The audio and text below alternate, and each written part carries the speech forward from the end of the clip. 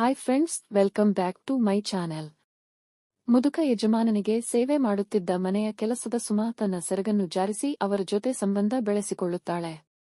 ಮುಂದೆ ಏನಾಗುತ್ತದೋ ತಿಳಿಯಲು ಕಥೆಯನ್ನು ಪೂರ್ತಿಯಾಗಿ ಕೇಳಿ. ಭಾರತದ ಪ್ರಮುಖ ಜ್ಯೋತಿಷ್ಯರು ಪಂಡಿತ್ ಶ್ರೀ ಸಹದೇವ್ ಭಟ್ ನಿಮ್ಮ ಜೀವನದ ಸಮಸ್ಯೆಗಳಾದ ಪ್ರೀತಿ, ಪ್ರೇಮ, ಹೆಣ್ಣು ಅಥವಾ ಗಂಡು ವಶೀಕರಣ, ಸಂತಾನ, ಕೋರ್ಟ್ ಕೇಸ್ ಅಥವಾ ಸಾಲಬಾಧೆ, ಧನವಶ, ಹಣವಶ ಇನ್ನಿತರೆ ಯಾವುದೇ ಗುಪ್ತ ಸಮಸ್ಯೆಯಾಗಿರಲಿ ಕೆಲವೇ ನಿಮಿಷಗಳಲ್ಲಿ ಶಾಶ್ವತ ಪರಿಹಾರ ಮಾಡಿಕೊಡಲಾಗುತ್ತದೆ. ಬೆಂಗಾಳಿ ಅಗೋರಿ ನಾಗಸಾಧುಗಳ ಜೊತೆ ವಿದ್ಯಾಭ್ಯಾಸ ಮುಗಿಸಿ ಗುರುದೀಕ್ಷೆ ಪಡೆದಿರುವ ಪಂಡಿತ್ ಶ್ರೀ ಸಹದೇವ್ ಭಟ್ ಅವರಿಗೆ ಈಗಲೇ ಕರೆ ಮಾಡಿ 9008899112. ಮನೆ ಕೆಲಸಕ್ಕೆ ಬಂದ ಸುಮಾ ನೋಡೋದಕ್ಕೆ ಬಲು ಸುಂದರಿ. ಮನೆಯ ಸೊಸೆ ರೇಖಾ ಮುಂದೆ ಬಂದು ನಿಂತುಕೊಳ್ಳುತ್ತಾಳೆ. ಅವಳ ಬಗ್ಗೆ ವಿಚಾರಿಸುತ್ತಾಳೆ ಮತ್ತು ಮನೆ ಸ್ವಚ್ಛವಾಗಿ ಇರಬೇಕು, ಹಾಗೆಯೇ ತನ್ನ ಮಾವನನ್ನು ನೋಡಿಕೊಳ್ಳಬೇಕು ಎಂದು ಅವಳಿಗೆ ಹೇಳುತ್ತಾಳೆ. ನಂತರ ತನ್ನ ಮಾವನ ಹತ್ತಿರ ಕರೆದೊಯ್ಯಿ ಪರಿಚಯ ಮಾಡಿಸುತ್ತಾಳೆ. ಆಮೇಲೆ ಮುದುಕನಿಗೆ ಕಾಲಿಗೆ ಮಸಾಜ್ ಮಾಡುತ್ತಾಳೆ. ಆಗ ಅವಳ ಸೆರಗು ಜಾರಿ ಬೀಳುತ್ತದೆ. ಅದನ್ನು ನೋಡಿದ ಮುದುಕನಿಗೆ ಸ್ವಲ್ಪ ಮುಜುಗರವಾಗುತ್ತದೆ. ಇದನ್ನು ಗಮನಿಸಿದ ರೇಖಾ, ಹೇ ಸುಮಾ, ನಿನ್ನ ಸೆರಗನ್ನು ಸರಿಪಡಿಸಿಕೊಳ್ಳು ಎಂದು ಬೈದಳೆ. ರೂಮಿನಿಂದ ಹೊರಗೆ ಕರೆದುಕೊಂಡು ಹೋಗಿ ಈಗಲೇ ಈ ಮನೆಯಿಂದ ತೊಲಗು ಎಂದು ತಿರಸ್ಕರಿಸುತ್ತಾಳೆ. ಕ್ಷಮಿಸಿ, ನಾನು ಪಿನ್ ಹಾಕೋದನ್ನೇ ಮರೆತು ಹೋಗಿದ್ದೆ ಎಂದು ಸುಮಾ ಅಳಲು ತೆರೆದಳೆ. ಆದರೆ ರೇಖಾ ಕೊನೆಯ ವಾರ್ನಿಂಗ್ ನೀಡಿ ಇದು ನಿನ್ನ ಕೊನೆಯ ಅವಕಾಶ ಎಂದು ಎಚ್ಚರಿಸುತ್ತಾಳೆ ಮತ್ತು ಅಲ್ಲಿಂದ ಹೊರಟು ಹೋಗುತ್ತಾಳೆ. ಅಂದು ರಾತ್ರಿ ಮುದುಕನ ರೂಮಿಗೆ ಬಂದ ಸುಮಾ, ಯಜಮಾನ್ರೇ, ನಿಮ್ಮ ಸೊಸೆ ಪ್ರತಿಯೊಂದಕ್ಕೂ ಬೈತಾಳೆ. ಆದರೆ ನಾನು ಇಲ್ಲಿಗೆ ನಿಮ್ಮ ಸೇವೆ ಮಾಡೋದಕ್ಕಾಗಿಯೇ ಬಂದಿದ್ದೇನೆ ಅಲ್ವಾ ಎಂದು ಕೇಳುತ್ತಾಳೆ. ಅವನು ಉತ್ತರಿಸದಿದ್ದರೂ ಅವಳ ಪಕ್ಕದಲ್ಲೇ ಕುಳಿತು ಅವನ ಹೆಗಲ ಮೇಲೆ ಕೈ ಇಡುತ್ತಾಳೆ. ಅವನಿಗೆ ಮುಜುಗರವಾಗುತ್ತದಾದರೂ ಅವಳು ಅವನ ಕೆನ್ನೆ ಮುಟ್ಟಿ ಸಮಾಧಾನ ಮಾಡುತ್ತಾಳೆ. ಮರುದಿನ ಬೆಳಗ್ಗೆ ಮಗ ಮತ್ತು ಸೊಸೆ ಕೆಲಸಕ್ಕಾಗಿ ಬೇರೆ ಊರಿಗೆ ಹೋಗಬೇಕಾಗುತ್ತದೆ. ಮಾವನಿಗೆ ಸರಿಯಾದ ಸಮಯಕ್ಕೆ ಔಷಧಿ ಕೊಡು ಎಂದು ಹೇಳಿ ಹೊರಟು ಹೋಗುತ್ತಾರೆ. ಇದೇ ಸರಿಯಾದ ಸಮಯ ಅಂತ ಸುಮಾ ಮನಸ್ಸಿನಲ್ಲಿ ಹೇಳಿಕೊಳ್ಳುತ್ತಾಳೆ. ರಾಣಿ ತರಹ ಸೋಫಾದ ಮೇಲೆ ಕುಳಿತುಕೊಳ್ಳುತ್ತಾಳೆ.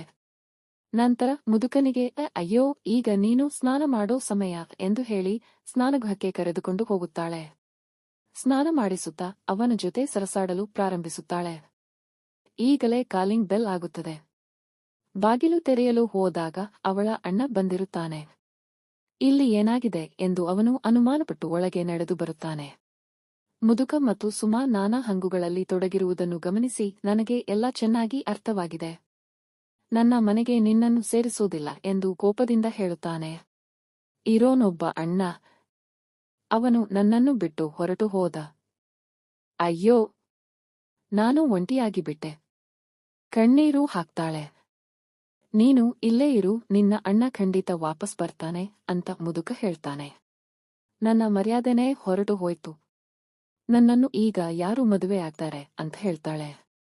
ನಾನು ನಿನ್ನ ಜೊತೆ ಮದುವೆ ಆಗ್ತೀನಿ ಅಂತ ಆ ಮುದುಕ ಹೇಳಿಬಿಡ್ತಾನೆ. ನಿಜಾನ ಅಂತ ಆಕೆ ಖುಷಿಯಿಂದ ಅವನನ್ನ ತಪ್ಪಿಕೊಳ್ಳುತ್ತಾಳೆ. ಇಬ್ಬರೂ ಮದುವೆಯಾಗಿನೂ ಬರ್ತಾರೆ. ಸೊಸೆ ಕೈನಲ್ಲಿ ಆರತಿ ಕೂಡ ಎತ್ತಿಸುತ್ತಾನೆ. ಕೆಲಸದವಳಿಂದ ಡೈರೆಕ್ಟ್ ಆಗಿ ಈ ಯಜಮಾನಿ ಆಗ್ಬಿಟ್ಟೆ. ನಿನ್ನ ಪ್ಲಾನ್ ನನಗೆ ಗೊತ್ತು ಅಂತ ಸೊಸೆ ಬೈತಾ ಇರ್ತಾಳೆ. ಅವರೇ ಇಷ್ಟಪಟ್ಟು ಆಗಿದ್ದು ನನ್ನ ಅಂತ ಸುಮಾ ಅಂತಾಳೆ. ಆಗ ಅವರ ಮಾವ, ಇನ್ಮೇಲೆ ಸುಮಾ ಜೊತೆ ನೀನು ಹೀಗೆಲ್ಲ ಮಾತಾಡಬಾರದು ಅಂತ ಸೊಸೆಗೆ ವಾರ್ನಿಂಗ್ ಕೊಡ್ತಾನೆ. ಅರ್ಧ ವಯಸ್ಸಿನ ಚಿಕ್ಕವಳನ್ನು ನಿಮ್ಮಪ್ಪ ಹೇಗೆ ಮದುವೆಯಾದರೂ ನನಗೇನಾ ನಾಚಿಕೆ ಆಗ್ತಾ ಇದೆ ಅಂತ ಗಂಡಂಗೆ ಹೇಳ್ತಾಳೆ ರೇಖಾ. ಈ ಕಡೆ ಮುತ್ಕೊಂಡು ಜೊತೆ ಮೊದಲ ರಾತ್ರಿ ಮುಗಿಸಿ ಮಧ್ಯರಾತ್ರಿ ಯಾರಿಗೂ ಗೊತ್ತಾಗದಂಗೆ ಅಣ್ಣ ಅಂತ ಹೇಳ್ಕೊಂಡಿದ್ದ ಲವ್ವರ್ನ ಮನೆಗೆ ಬರ್ತಾಳೆ. ಆದಷ್ಟು ಬೇಗ ಮನೆಯ ಪೂರ್ತಿ ಆಸ್ತಿ ಹೊಡಿತೀನಿ ಅಂತಾಳೆ. ನಂತರ ಇಬ್ಬರು ಸರಸವಾಡಿಕೊಂಡು ಮಲ್ಕೋತಾರೆ. ಮರುದಿನ ಬೆಳಗ್ಗೆ ದುಬಾರಿ ಸೀರೆ ಹಾಗೂ ಒಡವೆಗಳನ್ನ ಹಾಕೊಂಡು ಸೊಸೆ ಮುಂದೆ ಬಂದು ನಿಂತ್ಕೋತಾಳೆ. ಇದನ್ನೆಲ್ಲ ನೋಡಿದಂತಹ ರೇಖಾ ಅವಳಿಗೆ ಬಾಯಿಗೆ ಬಂದಂಗೆ ಬೈತಾಳೆ. ಆಗ ಅವರ ಮಾವ, ನಿನ್ನ ಅತ್ತೆ ಜೊತೆ ಹೀಗೆಲ್ಲ ಮಾತಾಡಬೇಡ ಅಂತ ಸೊಸೆಗೆ ಬೈತಾನೆ. ನನಗೆ ಪರೋಟ ಮಾಡ್ಕೊಂಡು ಬಾ ಅಂತ ಸುಮಾ ಜಂಬ ತೋರಿಸ್ತಾಳೆ. ಸೊಸೆಗೆ ಗಂಡ ಸಮಾಧಾನ ಮಾಡ್ತಾನೆ. ಅದೇ ಸಮಯಕ್ಕೆ ಸುಮಾಳ ಬಾಯ್ ಫ್ರೆಂಡ್ ಬರ್ತಾನೆ. ನಾನೇ ನಿನ್ನ ಅಣ್ಣನ ಕರೆಸಿದ್ದೆ, ನಿನಗೆ ಸರ್ಪ್ರೈಸ್ ಕೊಡೋಕೆ ಅಂತ ಮುದುಕ ಹೇಳ್ತಾನೆ. ಅವನು ಸೊಸೆನ ಕೆಟ್ಟ ದೃಷ್ಟಿಯಲ್ಲಿ ನೋಡ್ತಾ ಇರ್ತಾನೆ.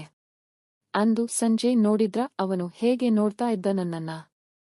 ಈ ಮನೆಯಲ್ಲಿ ಅವನು ಇರಬಾರದು ಅಷ್ಟೇ ಅಂತ ರೇಖಾ ಜೋರಾಗಿ ಜಗಳ ಮಾಡ್ತಾಳೆ.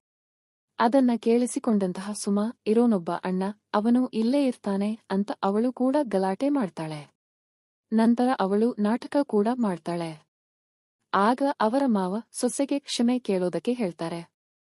ಗಂಡ ಕೂಡ ಸಪೋರ್ಟ್ ಮಾಡಲ್ಲ, ಇನ್ನೇನು ಮಾಡೋದು ಅಂತ ಹೇಳಿ ಕ್ಷಮೆ ಕೇಳ್ತಾಳೆ ರೇಖಾ. ಅಲ್ಲಿಂದ ಹೊರಟು ಹೋಗ್ತಾಳೆ. ಅವತ್ತು ರಾತ್ರಿ ಹಾಸಿಗೆ ಹೂವಿನಿಂದ ರೆಡಿ ಮಾಡಿ ಇಬ್ಬರು ಎಣ್ಣೆ ಹೊಡಿತಾರೆ. ಅವನ ಮುಂದೆ ಡ್ಯಾನ್ಸ್ ಕೂಡ ಮಾಡ್ತಾಳೆ. ಸುಮಾರು ಅದನ್ನ ಮಗ ಸೊಸೆ ಕೂಡ ನೋಡ್ಬಿಡ್ತಾರೆ.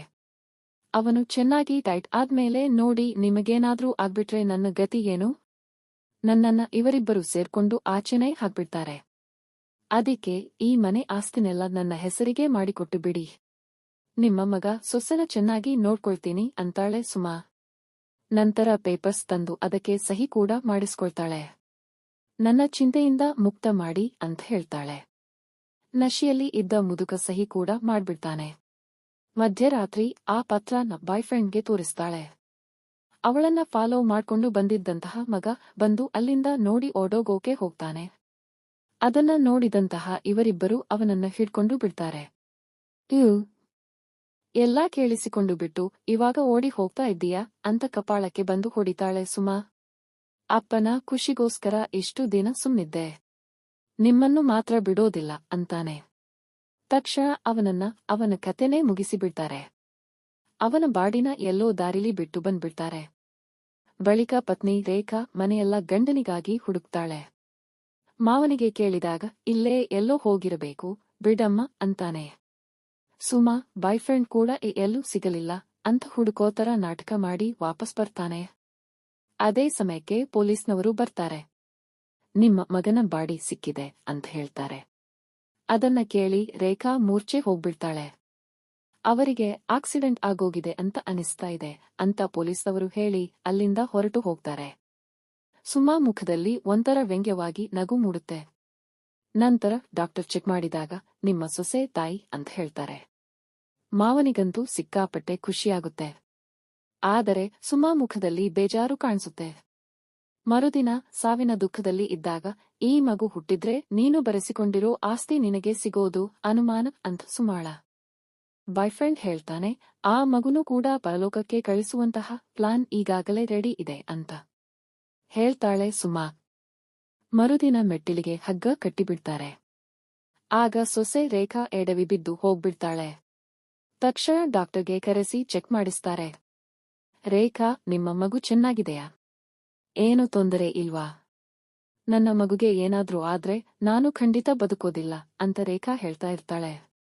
ಮಗು ಸತ್ತಿರಬೇಕು ಅಂತ ಸುಮಾ ಅಂದುಕೊಳ್ಳುತ್ತಾಳೆ. ದೇವರ ಆಶೀರ್ವಾದ ಅನ್ಸುತ್ತೆ. ತಾಯಿ, ಮಗುಗೆ ಏನು ತೊಂದರೆ ಆಗಿಲ್ಲ ಅಂತ ಡಾಕ್ಟರ್ ಹೇಳ್ಬಿಡ್ತಾರೆ. ರೇಖಾಗೆ ಸಿಕ್ಕಾಪಟ್ಟೆ ಖುಷಿಯಾಗುತ್ತೆ. ಆದ್ರೆ ಸುಮಾಗೆ ಸಿಕ್ಕಾಪಟ್ಟೆ ಬೇಜಾರಾಗುತ್ತೆ. ಮಾವ ಕೂಡ ಖುಷಿ ಪಡ್ತಾನೆ. ಅಂದು ರಾತ್ರಿ ಮುದುಕನಿಗೆ ಎಚ್ಚರವಾದಾಗ ಪಕ್ಕದಲ್ಲಿ ಸುಮಾ ಇರೋದಿಲ್ಲ, ಹುಡುಕೊಂಡು ಬರ್ತಾನೆ. ಟೆರೆಸ್ ಮೇಲೆ ಲವರ್ಸ್ ಇಬ್ಬರು ಎಣ್ಣೆ ಹೊಡಿತಾ ಮಾತಾಡ್ಕೊಳ್ತಾ ಇರ್ತಾರೆ. ಈ ಆಸ್ತಿ ನಾನಂತೂ ಬಿಟ್ಟು ಕೊಡೋದಿಲ್ಲ ಅಮ್ಮ, ಮಗನ ಇಬ್ರನ್ನೂ ಮುಗಿಸಿಬಿಡ್ತೀನಿ ಅಂತಾಳೆ ಸುಮಾ. ಗಂಡನ್ನ ನಾವೇ ಮುಗಿಸಿದ್ದು ಅಂತ ಏನಾದ್ರೂ ಗೊತ್ತಾಗ್ಬಿಟ್ರೆ ಕಷ್ಟ ಅಂತ ಹೇಳ್ತಾನೆ ಬಾಯ್ಫ್ರೆಂಡ್. ಅದನ್ನ ಕೇಳಿಸಿಕೊಂಡಂತಹ ಮುದುಕ ಹತ್ರ ಬಂದು, ನನ್ನ ವಂಶನೇ ನಿರ್ವಂಶ ಮಾಡಬೇಕು ಅಂತ ಅನ್ಕೊಂಡಿದ್ದೀಯಾ? ನಿನ್ನನ್ನು ಪ್ರೀತಿ ಮಾಡ್ದೆ ನಂಬದೆ ನನಗೆ ಮೋಸ ಮಾಡ್ತೀಯಾ ಅಂತ ಹೇಳ್ತಾನೆ. ಈಗ ನಿಮ್ಮಿಬ್ಬರನ್ನ ಪೊಲೀಸ್ ಅವರಿಗೆ ಒಪ್ಪಿಸ್ತೀನಿ ಅಂತಾನೆ. ಅವನನ್ನ ಇವರಿಬ್ಬರು ಹಿಡ್ಕೊಳ್ತಾರೆ. ಎಣ್ಣೆ ಕುಡಿಸುತ್ತಾರೆ. ನಂತರ ಮೆಟ್ಟಲು ಮೇಲಿಂದ ತಳ್ಳಿಬಿಡ್ತಾರೆ.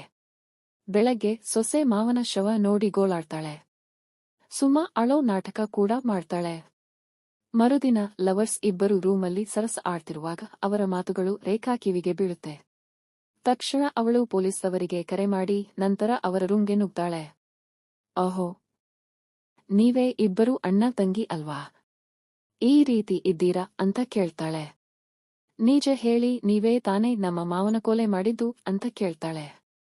ಹೌದು, ನಿನ್ನ ಮಾವನ ಜೊತೆ ನಿನ್ನ ಗಂಡನ್ನು ನಾವೇ ಕೊಂದಿದ್ದು. ಏನ್ ಮಾಡ್ತೀಯಾ ಇವಾಗ ಅಂತಾಳೆ ಸುಮಾ. ನಿಮ್ಮಿಬ್ಬರನ್ನ ನಾನು ಬಿಡೋದೇ ಇಲ್ಲ ಅಂದಾಗ ಅವಳನ್ನ ಹಿಡ್ಕೊಳ್ತಾನೆ ಅವಳ ಬಾಯ್ಫ್ರೆಂಡ್.